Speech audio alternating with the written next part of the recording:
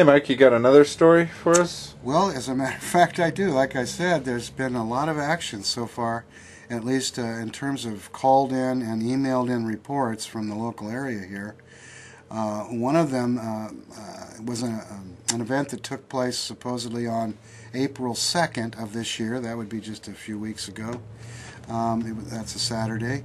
I'm not going to mention the man's name or the particulars of where this took place because he asked me not to, and because we're going to be following up on this. But let's just say this fellow was in the Santa Cruz Mountains looking around in various areas for the remains of certain ghost towns that he'd read about that were here, towns that had been on, say, on the railroad lines and other parts of the mountains here that died out years ago, and if you go there you can still find bottle piles or things like that, remnants of these ghost towns.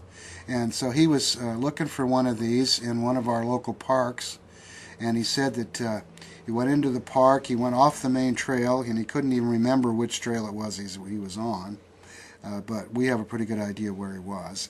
Anyway, he said that he went into a grove of redwoods off the trail, and he noticed a pile of rounded rocks, and he said these were softball-sized rocks that had been rounded in the river rocks, and that there was a pile of them about 2 meters wide, about 1 meter high, and maybe 9 meters long. And he said it almost looked like a grave. I mean, just this big pile of rocks. And he said as he got closer to it, he noticed that there appeared to be another one or two in the vicinity. And as he stood there looking at these rock piles and wondering how in the world and why these would be here, and looking around and thinking, well, there doesn't seem to be a creek nearby even, so these had to be carried a ways. And about this time he started getting a creepy feeling that he was being watched, and then a rock came flying through the air and hit a tree next to him. So he thought, well, what's this all about, you know? And now this man had been in our museum in the past, and he's, interestingly enough, he's about 7 feet tall. I mean, when he came in here, I had to look up like this to talk to the man. And he's part Native American.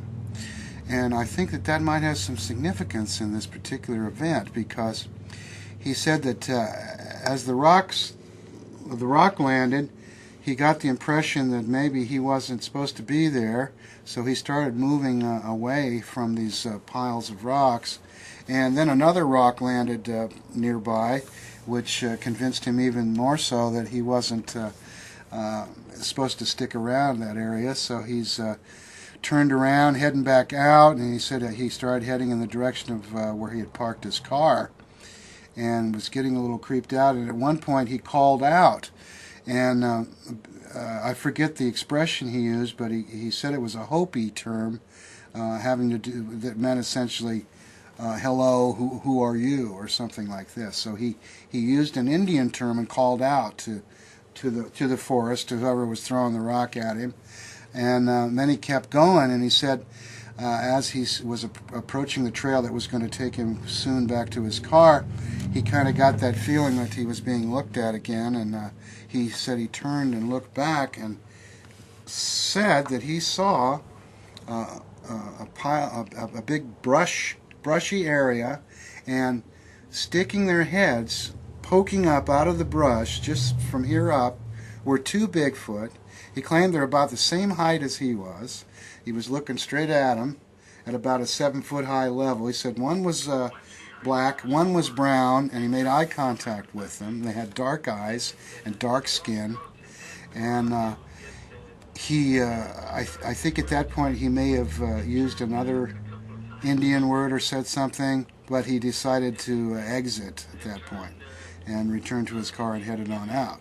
Now, he first called me and then followed up with an email where he sent me this information, and in there he put down several terms, native terms from Hopi Indians and other Indian tribes that he's aware of that have their own names for Bigfoot as well, and he gave me a few of those names. And he said that maybe these 2 Bigfoot showed themselves at him because maybe they'd never seen anybody quite that tall before. and it was so unusual that they got a little sloppy. Maybe because he was speaking to them in native tongues. Who knows? There are, of course, people who claim that these things can be communicated with using native languages, native dialects. Maybe that the fact that he had native blood and using native terms is the reason he had the sighting. Anyway, he said that he would be willing to get together with us, so at some point, hopefully in the not too distant future, we're going to go out with this man and return to that spot and see what he found there.